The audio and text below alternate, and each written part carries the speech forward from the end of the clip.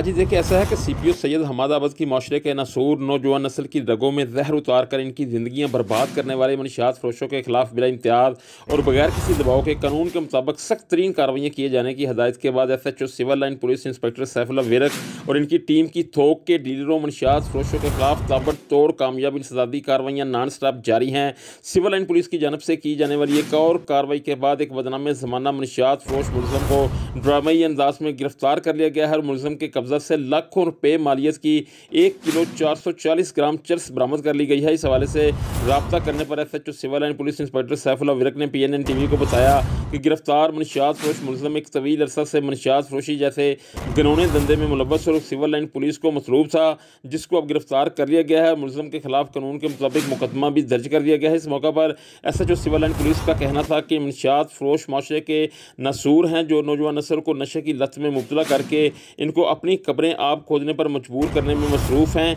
ऐसे अनासर के खिलाफ सख्त तरीन कार्रवाइयों का आगाज़ कर दिया है। इलाका थाना सिविल लाइन से मनशियात फरोशों का जल्द खात्मा कर दिया जाएगा। SHO civil line police inspector Saifullah Virk ने शहरियों से भी अपील की और कहा कि वो अपने इर्द गिर्द मौजूद मनशियात फरोशों पर कड़ी नज़र रखें और इनकी इत्तला पुलिस की हेल्पलाइन 15 पर देकर मनशियात फरोशों के खिलाफ किए जाने वाले जहाद में पुलिस का साथ दें। दूसरी जानब जुर्म पेशा अनासर के खिलाफ यके बाद दीगरे कामयाब कार्रवाइयों पर शहर के अवामी समाजी हलकों ने सिविल लाइन पुलिस को भरपूर खर्ज तहसीन पेश करते हुए CPO सैयद हमाद आबद और DSP गुलाम मोहम्मद गुजर का शुक्रिया अदा किया है।